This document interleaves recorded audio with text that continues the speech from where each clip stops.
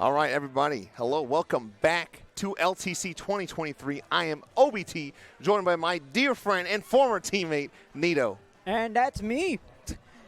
We've got one heck of a matchup coming up for y'all. It's going to be Vermillion Brigade versus Los Inklings. Vermillion Brigade, of course, making a combination of a CCA team you may have seen before and it's actually kind of funny because I forgot which CCA team it was. But Benthic Brigade is a very famous low-level team making their way up, so I'm very excited to see what they do against Los Inklings. What do you know about Los Inklings? I know most of their rosters are actually. I know Slug kind of personally, but it's cool because I really do think this is about more of their core roster. Obviously, Benthic Brigade is the team that Nito's on. For those of you that don't know that at home, so maybe just a little bit of bias coming in here, but. Yeah, I'm really excited when I was looking through this and saw Vermillion Brigade because I know Vermillion ties low-level team, Benthic Brigade, another low-level team. Sure. Also, craziest thing is that there's a ton more low-level teams here today. There's been a bunch, man. I know, God, who else is here? Acroporis here, Jelly Squids. Jelly Squids, the Whip Rays are actually here. The Whip Rays. Whip Rays are doing pretty good in their own pool, too, so hats off to them. I believe there are a few more low-level teams out here that I can't remember off the top of my head. And obviously we got the two teams in front of us, Los Inklings and Vermillion Brigade. Of course. But there's also different members. Like I know basically AV's here because we had Ike, Matt, Riley, and somebody else on that team. So it's cool, man. Because I don't know if you guys know this, but this event is almost 100 people bigger than the one last year. Last year was about 120. We're sitting at around 233 for this year. So super, super cool. Shout out to Pro Chara, obviously promoting that event, and also people doing stuff like the Splatland server. So we're really excited, y'all, and I think they're just about ready. I see most of the competitors ready. I think they're split of the teams right now. But yeah, man, really awesome. Oh yeah, speaking of awesome, Mr. Awesome's on this team. I forgot about that. He's one of your friends, right? Yeah, Mr. Awesome. You'll notice is also on Benthic Brigade. Actually, the captain of Benthic Brigade. You'll see him waving at the camera real quick. Actually, one funny thing about Raphael is that Raphael plays Splatana, and you'll see the giant Splatana right there on the left side of the screen. So, bro, for real, incredible job there. So, I mean, I respect the dedication there. Totally respect it. Dude, that's like the Buster Sword of Splatanas. That thing is so big. That's like the size of a human being. So super cool. And a lot of cool props today. There was someone I know, I think Fern was dressed up as Callie. Cool cosplayers, a lot of interesting outfits. It's just cool, man. This is a very large land, and it's really, really cool to see so many people here. Speaking of larger lands, because of the size of it, if you are unfamiliar with the format for today, it is going to be double Elim pools, best of 5. So basically, you got to go 2-1 to not make it into silver bracket. Silver bracket is of course, that one bracket that does not go to the main bracket. Super cool. They were unsure if they were going to put that on for this event, and a really awesome event. I feel like it really builds towards that spectator experience because I just played Smash Bros. 102 and that was it, man. That's all I got, man. 20 minutes of playing. And I had to fight a Roy and a Snake player. So that was my experience. But with Splatoon, man, if you go to a LAN, just about everyone makes a second bracket or a second day. So super, super cool. But, yeah, that is the format today. A little brutal if you're not necessarily like a super confident, non-low-level team. But overall, man, I think it's just very cool. Very cool to see all these people here today. Absolutely. And you talk about the props that everyone's making, the outfits people are making, too. It's awesome seeing all the dedication out there from the fans. Just looking at whatever they come up with. We see people coming out with stickers, props, dresses, outfits. I mean, signs, too. I brought my own bottle of Pedial. I just called it my own secret stuff because I was dealing with the awesome deal with food poisoning. So oh, yeah. So my piece of advice, don't buy a chicken sandwich from a restaurant that starts with MC and ends with Donald's. Yeah, man. Honestly, super cool about the Kalahari. They're actually selling food downstairs, upstairs in this Splatoon area, in between our room and the main room. So super, super cool. I know it was kind of a little hard last year, but there's plenty of food, y'all, at a reasonable price. And shout out to the Kalahari, man. This is such a cool venue, man. Especially if you've gone to Riptide before. This Kalahari is a little newer. It's a lot larger. Oh, yeah. And the water park's pretty cool. I haven't been to the water park myself, but I hear good things about it. It's incredible, and that's actually one of the biggest things about this whole resort is that it's just a water park and how big it was. Remember, first time coming here last year, I was surprised. I was genuinely surprised by just how big everything was. It just seemed larger than life. And speaking of larger than life, Low Tide City, I think one of the biggest attendance rates so far. Yeah. So I think we have one of the biggest lands in history. And speaking of Low Tide City, we've got your first match on the way real quick. round 1 tower control on Ink Blood Art Academy. All right, for those of you in the Secret Look server, you already know, bro. It's Bauer Control on Binkblot Bart Academy. Let's get to it, Beto.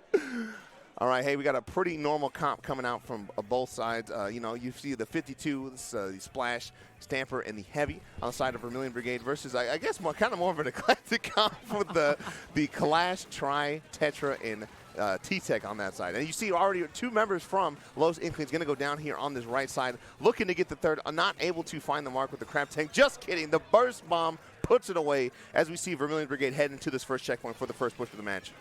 See, and the good thing about Los Inklings' comp is that Vermillion Brigade, basically that entire comp from Los Inklings is the definition of full send. So Vermillion Brigade has the ability to play it slow once they have that Heavy and the Splatana Stamper on their side. However, Los Inklings looking to make their way back in because they have lots of opportunities here. They have the Tactical to support the teammates. They have that 3-slider on the side, and they also have the Clash Blasters able to just go in and cause chaos. That Tetra's there trying to cause chaos there, but Kess is able to clean that up very quickly.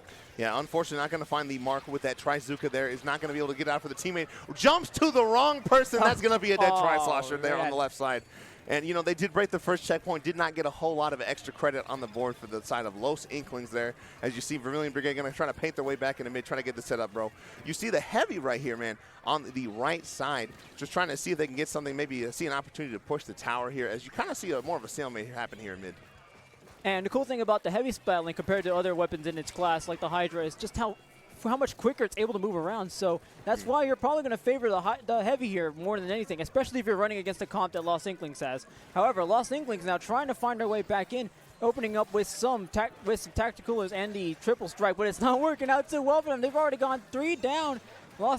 Vermillion Brigade now has an opening here. That's a delayed wipe on their side, so they might be able to take the lead back here as well. Yeah, I mean, they're so far away from the tower. I would be shocked if anyone from Los Inklings can even get close to it, as that, again, that first checkpoint falls, and it's going to be lead to the side of Vermillion Brigade. Going to see if they can keep it rolling, as it is just this Clash Blaster here, and they get the trade there, but it doesn't matter. Mr. Awesome here to pick up the tower with the Crab. Going to see if they can get past this second checkpoint. All my Crab fans out there, look at the Crab go, just sticks itself right on top of the tower, and that's exactly what you want to see when you're playing on the offensive there, because with the Crab, it's very hard to get something like that off, especially with how good Crab is in this game, and they're actually down 3 yet again. That's another wipeout on the side of Vermillion Brigade as they head towards the checkpoint. Cruising might just be a KO here as they try to take out the Tri-Slosher. They do, and it goes up to 2 remaining. They take the tower just in a nick of time. Los Inklings still has quite a ways to go as they face a heavy battle here. Hey, they may be down, but they are not out. Not gonna be force to be on the greater side of Tower Drift. Not gonna get the KO there, as you see one of the last members here from the Vermillion Brigade gonna go down there. But yeah, man, they're down, but they do have a large hill to climb, making it even harder as Casbro picks up these other 2 picks here on their plat, looking to make another push happen. Vermillion Brigade, call yourself Steph Curry. I just see 3 over 3, triples on triples. Oh my goodness, there's another pick from the... I think that's a quad. All right, well, there's probably quads in basketball too, so, I mean, I just invented it. But heading into the next push from Vermillion Brigade, pops the Wavebreaker, tries to make another move going. They need to start covering Plat, and that's what they're going to start trying to do with Crab. That Crab just gives them just a bit more range to get the kind of picks they need, as they do another triple on the way forward. Vermillion Brigade, Los Inklings looking for a few more picks on the board before that Zipcaster expires, and they're cruising right back into the checkpoint, but they've gone 2 down so far. Yeah, you saw a member from Vermillion Brigade kind of push up super far, not able to actually get the pick there. And again, that is going to be Los Inklings with the stall here. But you see Torny up here on this top right. See if they can maybe just bleed out a little bit more of the clock as 3 specials come online from the side of Los Inklings. 1 member goes down, and it's going to be the Bucket winning that fight there. But still, man, they got a lot of ground to make up in 50 seconds. Right, and with Tormy, you have to be especially careful.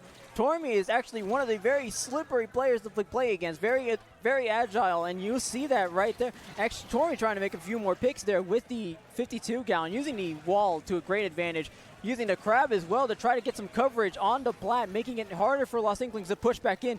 Speaking of which, Los Inklings trying to get themselves into a 1v1, wins the 1v1, and it's now down to a delayed double there from the side of Los Inklings as they try to get themselves back into the bat area, the upper platform, so they get a few more picks on the board, but it's going to be tight as they go down 1 on each side. Yeah, Los Inklings showing some sign of life here in the last 10 seconds, approaching the final checkpoint. If they are actually able to continue the stagger on the side of Vermillion Brigade, they actually might be able to take this back. You see Starscream, man, they're pushing right on their uninkable. They should be able to get the pick on the heavy here. But they bite off a little bit more than they can chew, and that's going to be just a couple people shooting at the tower. Can Los Teresa hold it down? And that's not going to be enough. Oh, my goodness. The 1-point meme coming in so clutch for Vermillion Brigade. Bro, they are sighing a huge sigh of relief there. Thank God we got it to 2 and not to 3. But, hey, man, you got to give it up for Los Inklings on that last push, man. They finally figured out, even if it had to be in overtime. So, you know, if I am Los Inklings, man, I'm just going to sit down and be like, hey, we got this, bro. We need a better opening, but we can totally do this. Oh, my goodness, that was a good game. Got to consider the mentalities of both teams now. Los Inklings, they were down heavily within the first, I believe the first half of the game, going down up to 2. They're letting their team go to 2 remaining. But once they get that pushed up to 3 remaining, they were very close to getting that lead. So it's fair to say that Los Inklings still has their head in the game, and hopefully they do, because they still have a very good chance of taking the fight to Vermillion Brigade. Yeah, absolutely, bro. I'm like, I can't believe we almost just lost that, bro. But, hey, we do get the dub. We do get the dub. But remember, this is a best of 3. They do need to win 2 more games at least. Right. You know, honestly, I felt like the Los Inklings side, I felt like they really kind of just struggled having all those short-range, kind of feed-heavy play-style weapons. You know, I felt like having that backliner on the side of Vermillion Brigade really aided them, because that backliner was kind of able to hold it down, hold jumps, and just kind of be the tower out in there. I felt like Los Inklings just didn't really have that. So I don't know if anyone else on this team plays like a midline or a backline, but I would kind of almost like to see that in this situation. I know someone's like, oh, man, watch out. We're going to say, oh, T saying play a backline, but I'm just saying in this case in particular, I think it actually might work out for him. What do you know about backlines? Oh, hush up, OVT, bro. Hush up, Nito, man. You need to go back to your Dynamo days. Oh, dude, I do not play that weapon anymore. See, people ask me about that, and I'm like, I got tired of losing. Like, if there was a good E-leader, bro, there was like nothing I can do. I don't know if there's any Dynamo players in chat that can vouch for me, but that matchup was terrible. So I got tired, man, so that's why I switched the machine. Look, I have not gone back. Look, if you see the laser, just move away from it. Oh, yeah, move away from it when you got like 3 seconds to end lag on the end of your flick, bro. No shot. Just have your Octoling have better arms. That way, swing it faster. Dude, we were talking about that in the car, actually. Like, if Splatoon was real, it would come so far down to, like, your muscular ability, bro. Like, all the Dynamo players had to be cut. Anyway, we're going to hop back into this game, too, on Rainmaker Sturgeon Shipyard. As you see, again, pretty similar comp. If it ain't broke, don't fix it from the side of Vermillion Brigade. And, yeah, I do see that heavy coming out from the side of Los Inklings. I think it's a good choice. Also seeing that machine, they're going to have a little bit more range to contest with, especially trying to fight Raphael on that stamper there. But, yeah, you still got a kind of a more aggressive feed-heavy comp coming out from the side of Los Inklings. But I do think they're going to be grounded a little bit more. Yeah, you talk about if it ain't broke, don't fix it. What Los Inklings is doing is if it is broke, put some WD-40 on it. And that WD-40 is the heavy splatling. Remember, their last comp featured a lot of short-range weapons, so they're going to try to pull that heavy splatling out in order to try to counteract what Vermillion Brigade has got going on. And as they try to hop up to the top left side of the screen there, getting back towards the checkpoint, able to get a few picks, still a few more. Raphael making quick work of that Zipcaster as Los Inklings trying to find their way back in, trying to clear that left side in particular, but it's not going to work out too well as 52 gal from Tormy making quite a lot of damage. It's all up to the heavy splatling as Tormy picks up the Rainmaker and tries to push it back towards it. Up to 20 remaining. We're going to see a little bit of deja vu here from the last game. Yeah, absolutely clutch opening there. You kind of talked about WD-40, man. Vermillion Brigade was really, really slick with it. They kind of got one down and just picked it up and started heading top left. And from there, man, they just put it full pedal on the gas because they know, man, we're up. It's the first minute of the game. Why not go for it? Yeah, Los Inklings just fumbled a little bit trying to get their footing again. But they were able to, just like last time, stop it, but not before a ton of damage had been done to the scoreboard. And you see right now, Los Inklings still trying to struggle. As it looks like, honestly, man, Vermillion Brigade can just do what they did last game and just have everyone just feed in and die. I mean, hey, really good pick from Starscream on the far right here. But really, really curious to see what Los Inklings can do for this next phase of the game, see if they can get themselves on the board here. What I'm starting to notice from Los Inklings is that some of them are trying to play fights on their own. And if you're playing against the comp that Vermillion Brigade is running, that's something you want to try to avoid doing, especially with that crab there. They were able to take a lot of this dog damage from a long range. And there's Tormy now, back with the 96 cal. Takes one pick, might be able to get 2 here, and that's 2.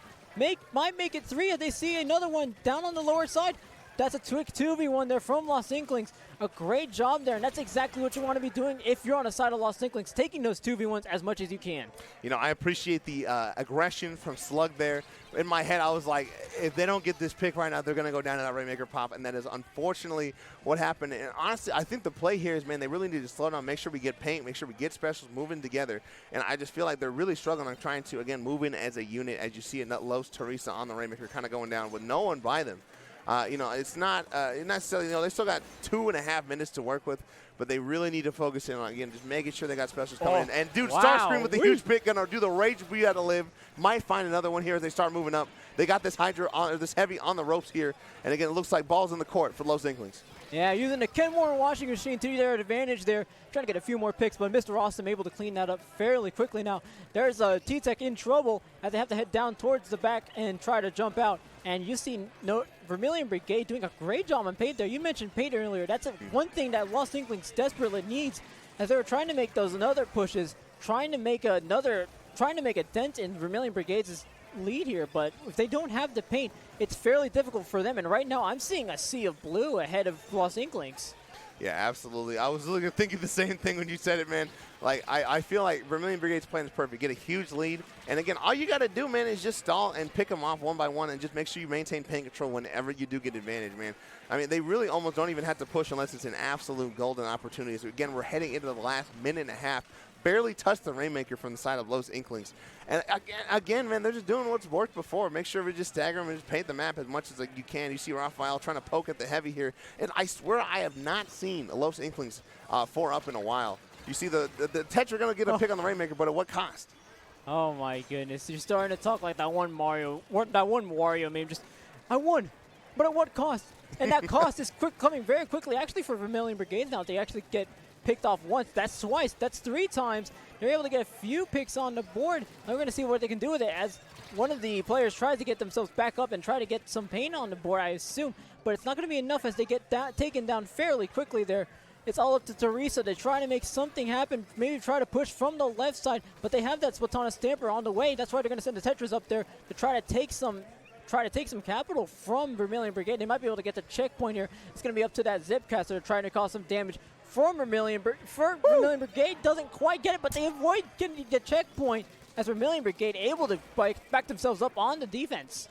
Yeah, and good stuff to the Los Inklings. They made a really good opportunity of making sure that Vermillion Brigade was 3 down, and they moved up with it. And that is going to be the checkpoint finally. With 7 seconds remaining, I hope they can make something work. But it is just that backline. Again, holding jumps down there. I hope they can get to it. The camera person does not think that they did and moved the camera. So looking a little guilty behind the production desk, but I get it. Happens. Yeah, but unfortunately, just like the camera person predicted, we're not able to get to the Rainmaker there, and that is going to be Vermillion Brigade going up 2-0 in the set. No. And see, here's the thing. I'm going to give the camera person an excuse to say that Raphael is standing up for their team. That is a great job there, especially with the Zipcaster. So, great job. I'm actually going to give you this one. Yeah, you know, that's one of the fun things about LANs is that, you know, you can see the other people. You can hear the other people when they're doing stuff. Yes. It's a little infuriating. Sometimes I get that, but it makes the event feel so much more alive than when you're just playing in a room with your own teammates on VC on stream or whatever. So, hey, man, that's part of the game. You got to get used to it if you're going to a LAN. I think it's more fun personally. You know, I grew up from the Smash community, so, you know, going to weekly and monthly events was pretty normal for me. And I feel like I kind of miss that with the Splatoon event. That's, again, man, why it's so amazing when LANs happen. You're able to go to one. If there's one even kind of close to you. Look. The Splatoon event is the only place we're going to have one of these in the middle of the commentary booth. So say hello to, does this have a name? Bars? Bars. Hey, dude, he must be a rapper, bro. He's got bars. What's their SoundCloud? Yeah. Dude, it's at Shark with the Hat, man. Come on, it's right there on his body. All right, Shark with a Hat. Listen to their new single, I'm Better Than Jaws. I'm better than Jaws. Oh, my God. Again, man, you don't get that stuff when you're on VC. And it's also cool because, you know, then you can't go back and have someone be super tilted and then the other team go back and listen to your VOD. So shout out to anyone that does that. I know I do that sometimes. I'm guilty.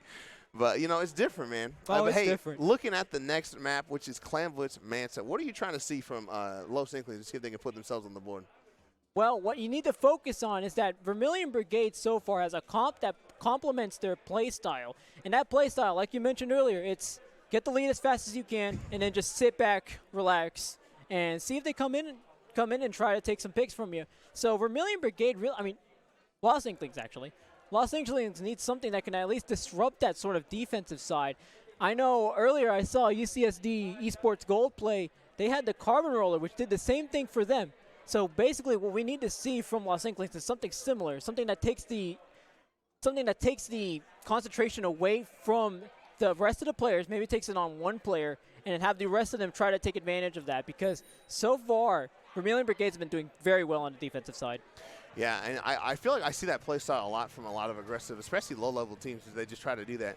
But again, man, that's the benefit of a best-of-5. Los Inklings still in this. By the way, it is Los. It is not Las. I figured a boy from Texas would know that. But that is A-okay as we move into this next game here. You've seen the brush come out from Los Inklings. Oh, hey, how you doing? And we're going to go back to the game. It's going to be Vermillion Brigade in the yellow, Lost Inklings in the blue. As Lost Inklings trying to find that disruption. That disruption probably going to be a Tetra Duelist. They do get one pick on the board. The Crab's going to start dueling with the Tetras. And that's going to be a bit redundant, but the Crab actually takes care of two players on that exchange there. So great opening for Vermillion Brigade, but they still find themselves in a bit of a neutral battle, as actually they get 3 down. Correct me, why don't you? They get the few points on the board, now down to 80 remaining, and they should get a few clams on the board as well.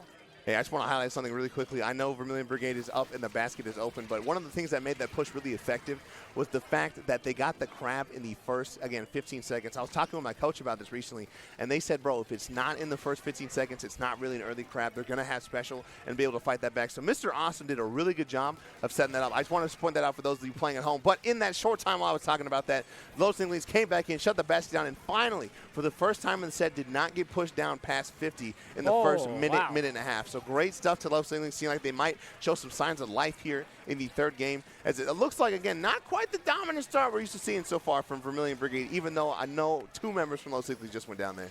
Yeah, this is going to cause a bit of a disruption, and you saw the Tetras, especially right at the beginning of the game, making a few pushes for Los Inklings. Unfortunately, they're starting to drop down just a bit too fast. And when I say it's a bit too fast, that wipeout comes out a bit too fast for Vermillion Brigade, as Los Inklings now has an opportunity to get a few more paint, just a bit more paint on the board, maybe get a few points on the board as well, as we head into 3 minutes remaining. Still a lot of time for Los Inklings to make a comeback. Yeah, you know, this brush was actually a little bit hesitant there on the side of Los Inklings. I think it cost them the play. You saw them trying to paint, maybe get the wall up. Maybe they're waiting for the teammates. But, again, that is unfortunately going to be a wipeout to not really having even mid-control. Very unfortunate for Los Inklings. And, again, good stuff from Vermillion Brigade. I mean, at this point, man, you're so confident. You got the lead already. You're about to win 3-0. I see no reason why. But, man, look at the paint control from Vermillion Brigade. They are doing such a good job passing clams to the objective, but still going to move up a little bit too quickly, going to get called out by the members of Los Inkling, and that's going to be 3 down, 1v1 coming out in the middle of this match. A little bit of a crab fight up there on the bunker from the side of Vermillion Brigade, as the Reef Slider is able to take quick care of that. One more player left to take on from Vermillion Brigade for that one Tetra player. But again, they're looking at a sea of green here. So far, Vermillion Brigade has been dominant on all sides of the game, making sure they keep the paint control for Los Inklings, for making it tougher for Los Inklings to make a push.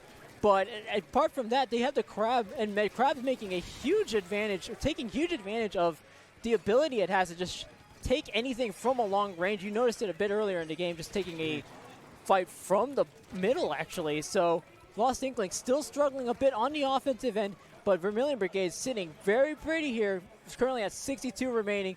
But Los Inklings may have an opportunity here to strike, as they do get a bit more paint on the board. I was a little shocked when that splash player jumped out, but now I see, man, they were the only people up, and it is almost a sea of blue, as you see. Again, this really awesome crap popping from Mr. Awesome. And again, right back to it, we are back in that yellow map control.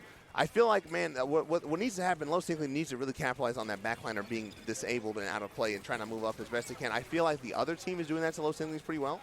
But again, just like we've seen, if it ain't broke, don't fix it. We have a ton of trades coming out, which is always good for the defending team, as in the team with the lead. As again, right now, it looks like Vermillion Brigade looking to make another push, see if they can make a power clam, wisely knowing everyone's in their mom is going to be looking at that clam, and that is going to be a nice patient wait. They're going to rush in there and die, unfortunately. Again, 3 down Vermillion Brigade. I feel like if you look at the KA from this match, you're going to see Los Inklings actually might have had either as high or maybe even a little higher. And I feel like a lot of that is because they're not necessarily capitalizing the best, and they are playing, though. They do have hands. I just want the hands to have some forward momentum, you know what I mean?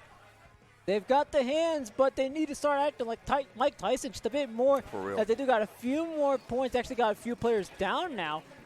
And again, it's like playing against a comp like what Vermillion Brigade has. They actually had the right idea picking off the splash first because they were fairly close to the crab, and that kind of shut down Vermillion Brigade's push there at the beginning. But now Vermillion Brigade quickly making themselves back next to the basket.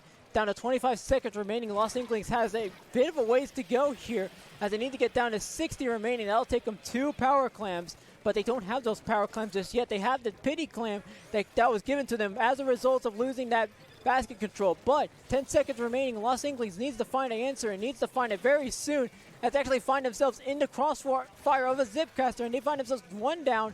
Now it's 1 minute, 1 sec remaining down to clams overtime. This is a very dangerous spot to be in. And if I get one more player out, they don't get one more player in. And it's going to come down to the tri-strike, see if they can make something happen. But it might be over very quickly as overtime is coming down to a close. It's all up to Vermillion Brigade, who's got this game in the bag.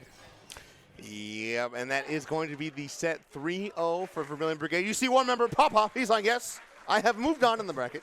So I shout out to them again, the LAN experience in a nutshell. Huzzah, that man said. So, hey, good stuff, Vermillion Brigade. I feel like, man, I feel so bad for Los Inklings. I don't know if you've had games like that, but it felt like they just could not move out of their base effectively. Absolutely. And it's just very infuriating, man, when you feel like you're getting the picks, you're doing well, but you're just not able to capitalize on it. I know I've been in scrims like that. It's just very, very unfortunate. But, hey, good stuff to Vermillion Brigade. I think they were seeded to win that anyway. So they're going to move on. I'm sure their next opponent is a very strong team, probably the strongest one in the pool, if I had to guess, based on where this bracket match was. But, yeah, man, really good showing, I feel like, from both teams. You know, Los Inklings, yes, they did, get 3-0. That was bad. But, hey, it was 3-0. But it was close, though. You know what I mean? Yeah, it was close, though. It was close, very close 3-0 GGs. That will make for a great Twitter prompt. So go ahead and save that for me. I'm doing your job for you. Anyway, Los Inklings there. And I've been in that position before where you feel like you can't move in. Yeah. You know, you're just stuck between a rock and a inky place. So what you try to do there is try to find some ways back in. But when you have a weapon comp like that, it's very hard for you to do so. And it mainly consisted of players and weapons trying to get into close range. But when you're going against a comp like Vermillion Brigade ran, it's very hard. So it's not to say that they didn't have this game. They definitely had the ability to take the battle to Vermillion Brigade. But this set will be going to Vermillion Brigade regardless. Yeah, man, I don't know if maybe Los Inklings, their support player's not there, but if you look at the comp, especially the last one, it was like Brush, Heavy, Tetris, and Shooter. I mean, there's only really one weapon on that comp that can paint well, and you have 2 weapons, Tetris and Brush, that kind of rely on it. So I feel like, again, that might be a smooth issue, but that's hard. I mean, even on my team, Oceanos, this time, I mean, our comp is pretty hard stuck. I mean, we have me on Machine, Guy who plays a lot of Forge, junior player in a Splash. Guy who plays a lot of Forge. Mr. Lee, all right, look, he plays a lot of Forge. There we go. But it's hard sometimes. I know my LTC team last year, we were like super boned, bro. It was me on Flingza. We had an L3 player, and then a guy who liked to play Not and a bunch of shooters, another shooter player. So it's just hard sometimes. And sometimes, part of the LAN game is just who has the better comp that day. I know earlier on stream we saw, oh my gosh, Double Brush, Neo, and another shooter. I mean, I don't blame you. Like, if anything, LTC is the one place where you want to just, like, put a little flair into your comp. Just say, you know what, we'll go Double Brush. Like, well, it's also fun because, like, I'm teaming with people I don't normally play with. You're teaming with people you don't normally play with. It's fun. Yeah. And I feel like you learn a lot. And, again, if you're new to the LAN experience, it is so amazing because you're around all these people. You can ask people questions. You'll learn a lot. And there's no choice. Absolutely. You're finding good people whether you want to or not. Oh, yeah. And especially as a two-member from the low-level community, I feel like it's been such a benefit to me to go to LTC Big House and then LTC again. So, man, you can't get enough. Can't get enough, man, of that sweet LAN action. Absolutely. And I think the one best piece of advice for low-level teams, I guess you can call it a little nugget from me. But one little piece of advice I got for low-level teams is that low ink is cool, but it's not enough if you want to start getting into that higher level. And that's why people are starting to encourage people more to play other open tournaments, say other ones, IPL runs, maybe Swimmer Sync. You got Proving Grounds coming up in a few. So lots of opportunities here, and you get just a bit more experience than you do from other low-level teams or low-level tournaments. So definitely a lot to look forward to for those open tournaments. and if anything, I hope this tournament encourages those teams to just go out there, explore some more horizons. Yeah, I get it, man. Sometimes it's financial. I know a lot of people don't travel for that. Like, why am I going to travel to get my butt kicked? But also, it's so funny because you meet some of those people, man. Like, I know, like, going out to dinner with the Popguns at Big House is super cool for me. And I feel like just meeting those new community members, even putting a face to a name is super, super important. And it makes them a lot less scary. And a lot of times, man, top players or high-level players will chill. If you go like, hey, how do you do this situation, they'll answer most of the time. And it's super most cool. of the time. Most of the time. You know, some people, like, you know, it's not their job to be teachers. I get that. But most people, if you ask them a question, it is pretty dang chill. So, again, it's just really cool. If you can make it, go for it. And again, man, check out those open tournaments. SOS, everybody makes a bracket. That's on Wednesdays. Oh, yeah. Except for the last Wednesday of the month. They're really chill, man. So it's a great experience. It's basically like a guaranteed scrim. You're going to guaranteed scrim someone around your level, a little better, and then, like, super good. So it's a great way to get out there. Proving grounds, I know it's a little tough, but you're basically guaranteed one really cool set. And you see it, man. Look at the teams that are winning, like Low Ink, and look at what they're doing beforehand, like entering like Proving Grounds, entering SOS, entering whatever, Squid Junction. That's what they're doing. I'm telling you, you can't get enough of this. Can't get enough. Exactly. And the best thing you can do before a tournament, drink water. I just had to say that because hydration's very cool. I know there's no hydration button on this stream, but that's okay. That's okay. See, I see Seekin looking at me already because Seekin, fun fact, doesn't like water. What does he drink then? No, I don't know. Like, I wish I could tell you. I wish, I really wish They just drink nothing. They're just dehydrated chronically. Not being a water fan is... It's tough. It's tough. It really is, you know. Dude, you know what else is tough is like having the commentary. You guys can't see this. The commentary booth is looking directly at the stage. And I remember when I was playing on there, I was like, man, the commentary is like directly at me. And it's hard. You know, I feel like it's like with my Smash pool. There was my second game, there was a guy and his homeboys talking smack the whole time. And I was like, God, I forgot about this. But, I mean, it's cool. It's fun. It's life. It toughens you up, man. Toughen you up. You know, we need one of those. Just hire like a group of people to sit there right next to the little booth here. Just be like, hey, your team sucks. No, don't do that. Piece of advice for anyone in the audience and anyone at home: don't do that unless it's funny. In which case, don't do that. But think about it, and then do it if it's really funny. But if it's not funny, don't do it. All right, somebody cut me. I need the old timey cane, bro. Don't you put that on your face. No, dude, no. That is a chonky roll of gaff tape if I have ever seen one. I mean, that is a lot. I'm not gonna lie. We got all of the supplies here at LTC, man. No expenses spared. All supplies. We got shark, octopus. We got the nugget. Dude, and we got the Purdue bag. Shout out. Sorry, I'm wearing a Purdue hat, man. Oh, Shout the out Purdue Splatoon hat. at Purdue. Always super, super chill. Oh, yeah, you know, Nino, I know you deal with the collegiate stuff. Can you talk more about that? It's hard because I was already out of college once that got started. But, well, you know, when is the next one? Like, how do they get involved with that? So, the Collegiate Cephalopod Association, one of the best organizations by far for collegiate teams. I know there's a lot of well-known teams out there. So, we have Banana Split, which I believe is UC Davis. We have Night Sharks, which for all of my low-level team fans, you'll actually know that Night Sharks is a alpha bracket team. They're from University of Central Florida. We also have Ohio State, which is on stream. Sorry. The Ohio State. Thank you very much. The Ohio State University. Sorry, Ohio State. I'm sorry. The Ohio. You just did it again. SMS. Continue. I apologize, Ohio. Anyway, UT Dallas, which I have a personal bias for. So if UT Dallas comes on stage, be prepared to hear just like a bit more cheering on my side. But again, CCA, Collegiate Cephalopod Association, one of the best places to be if you're a collegiate team looking to make their way into the Splatoon scene. It is by far one of the most exciting places to play in and one of the most exciting places just to watch, too, because anything from the Div 1 to the Div 6 in the CCA League, and they also run their own one-off tournaments. So I know a while back they ran the Booyah Bowl, and I believe they ran another one called the Midterms. So I'm doing a very bad job here representing CCA, so DRF, if you're watching it's okay. Look, I put you on the spot because I really have no idea with the CCA stuff. It's cool, though. I mean, it's also there were so many schools represented. I swear it was like of course. It was like 60 colleges or something. 60, yes. 60 colleges, and I think it was like somewhere around 80 teams, too. That's so crazy. There are even teams that have two, 3 teams. I know University of Houston has about 2, 3-ish teams. So Speaking of Texas colleges, someone informed me of this. Apparently to be the government funding or state funding for a Texas school, you had to have like 90% people be from Texas. At least that's how it used to be. I don't know if it's like that now. I don't know. Luckily, I am a Texas people, so I'm not sure if I have to consider that. Texas person says Los Inklings, bro. Come on. Hey, look, Las, I kind of just say both because I was born Mexican, but then I'm just speaking English everywhere, so like Los, basically the same thing to me. My parents get confused whenever I start speaking English. It's like, hey, Mom, how you doing? Oh, no, I meant to say, ¿Cómo estás, ma? Acabo de llegar.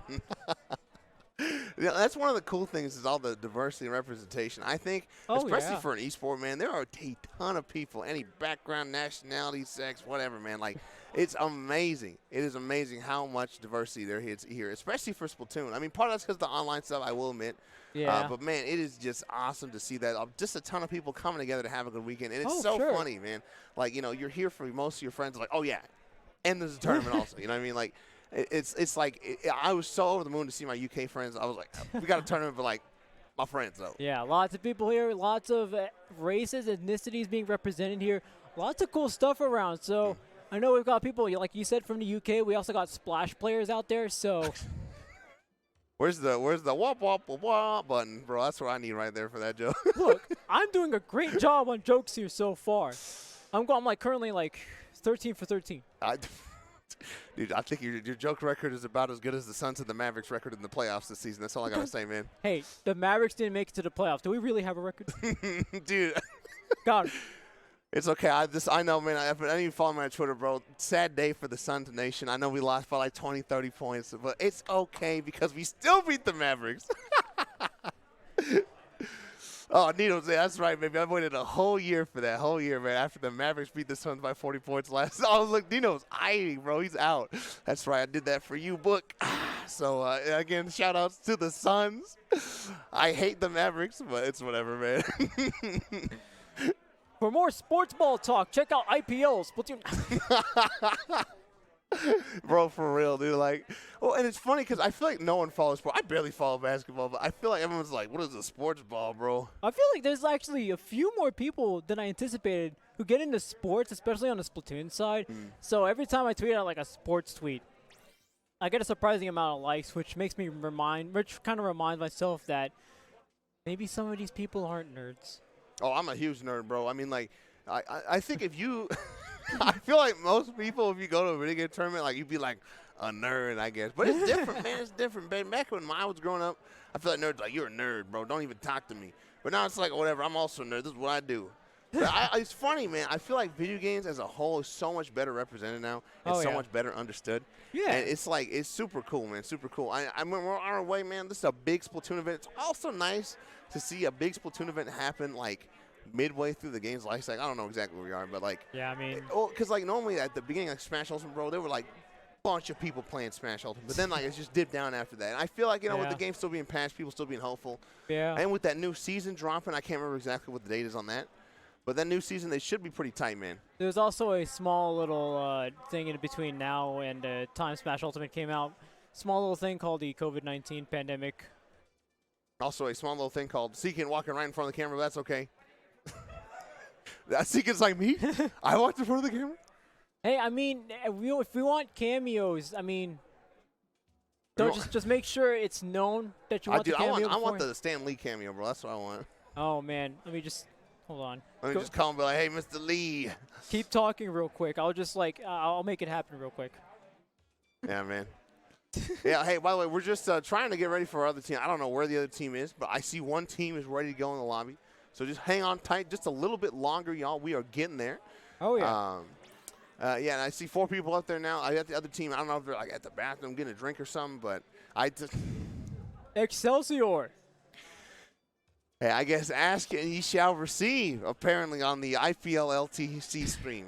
So I hope we're having a good time. Those of you at home, I know I am, bro. Commenting my boy Beto with the B emoji. He likes the bees. Likes all of them. It's like the Applebee's vine. It's like, dude, apple or bees? Like, bees. Like, oh, my God, he picked the bees. I remember watching on one video where it's like, can I get the Bamburger with French fries and 2 chocolate bit bookies? Yes. Dude, me and my roommates used to use that all the time. Like, hey, yo, give me some bookies, bro. Can I have some bips with the B emoji, bro? Some bips, boy. Dude, bips, boy, bro. I'm telling you, but you can't go wrong with the B emoji. I know I'm a boomer, bro, and that joke was funny in like 2012, but like, it still gets me. It still gets me. No. 2012 was the little stickman memes. Oh my God, dude! I don't even want to talk about that. That's like my early childhood, bro. Like I cannot with the rage face, bro. The rage face. Hey, also.